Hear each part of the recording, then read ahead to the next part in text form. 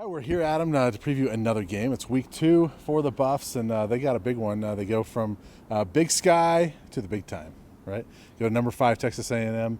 Yeah, we've had a couple days here to interview some players and coaches. How you feeling about this game? The price of poker went up, huh? Yeah.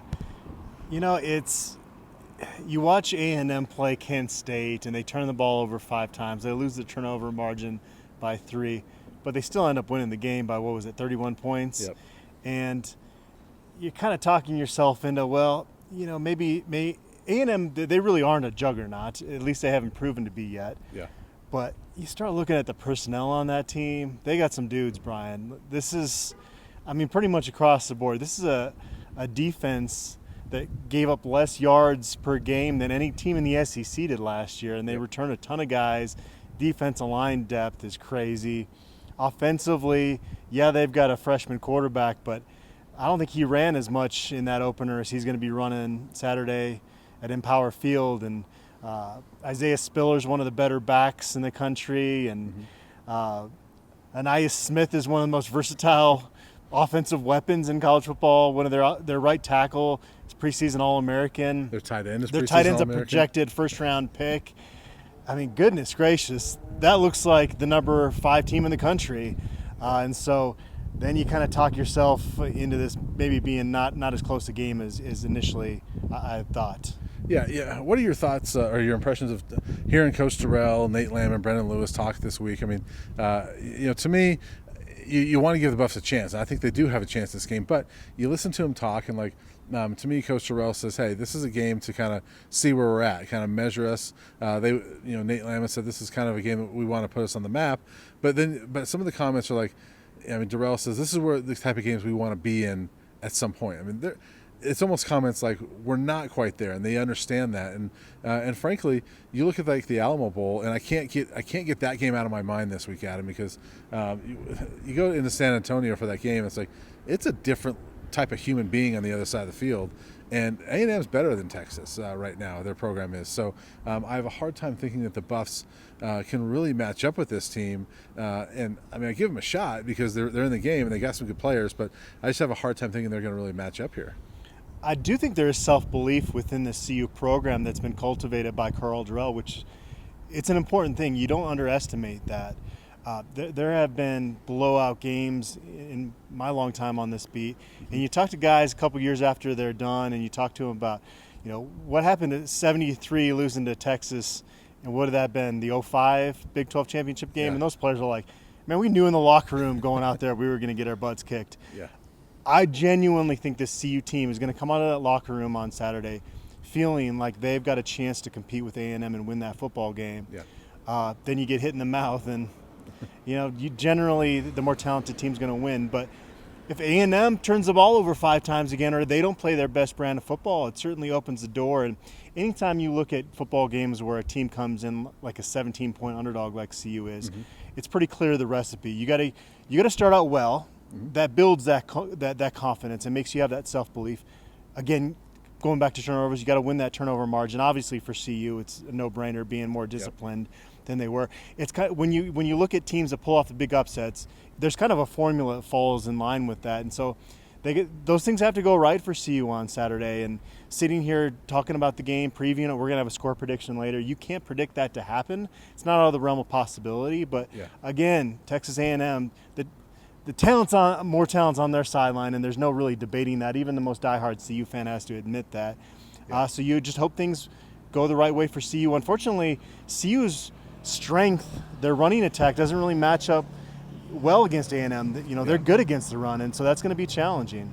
Yeah, and you look around the country, there's a lot of teams that don't match up talent-wise that win games. Montana beat Washington last week, and Fresno State should not be hanging with Oregon until the fourth quarter, in my opinion. They did, and there's a lot of situations like that. So there is a formula. You're right. There's been a lot of talk, from CU and with us since this game last week that, hey, you can't have 12 penalties and all those things and get away with it against an A&M.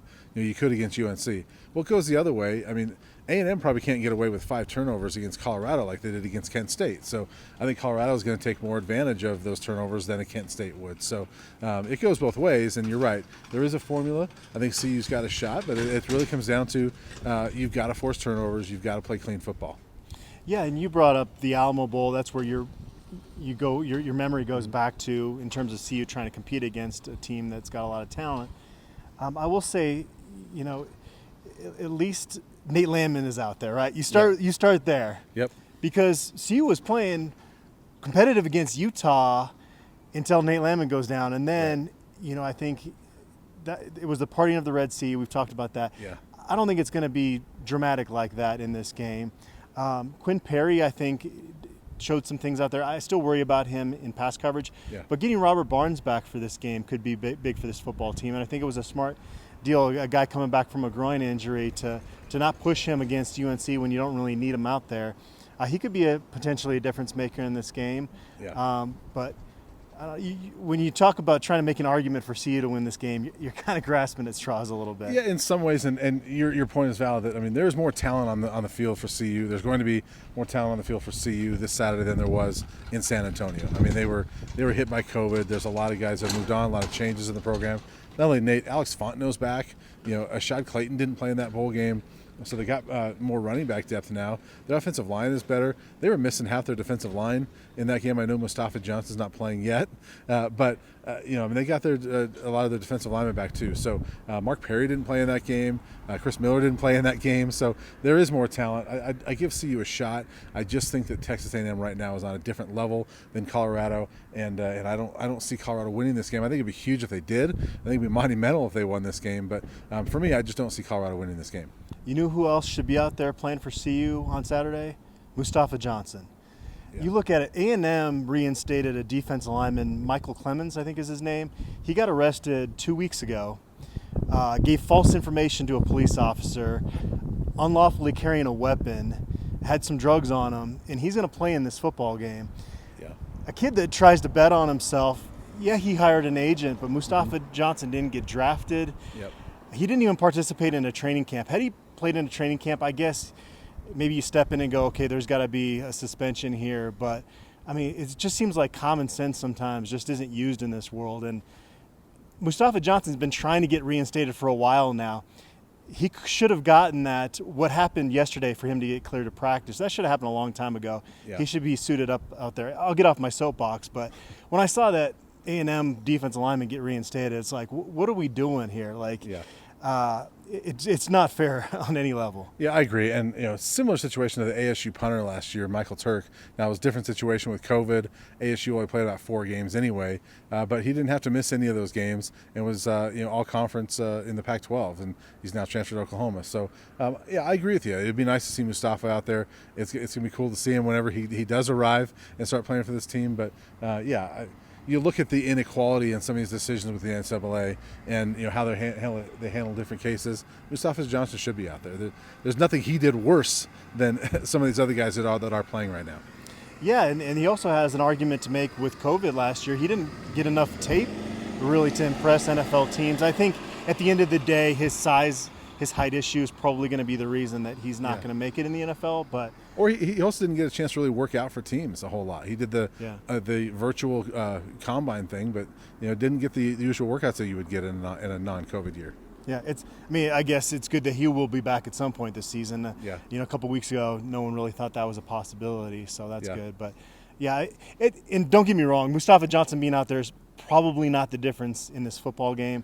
It's just when I saw that about Clemens coming back for A&M, it kind of frustrated me a little bit. Just again, common sense. Come on, people, use it a little bit. Right. Well, let's get to our score predictions. We obviously both think A&M's going to win this game. What do you think about for a score?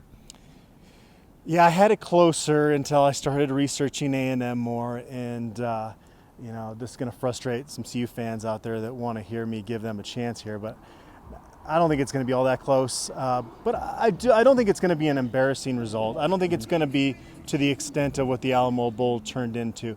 Give me Texas A&M winning this game 35-17, which I know 35 is 5 touchdowns you're giving up, but I still think that would be a pretty good sign for this defense going forward. Yeah, and if they're not going to like that prediction, they're going to like mine even less. But I think CU's got a shot. I think if things go well, you get enough things, the ball bounces your way a few times, they can win this game. I just think straight up, without predicting that, I think A&M is the better football team right now. I go 45-20 for A&M. I think that they put quite a bit of points on this defense. I think that the CU's defense is going to be pretty good at some point, but I think they're still growing and developing. I think A&M's just got a lot of firepower on offense. I think they win that one going away.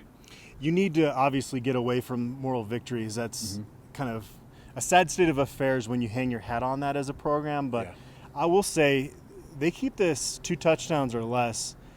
You got to be encouraged. I know fans won't be on Saturday night, but maybe wake up on Sunday and have better perspective if that happens, if they don't get blown out.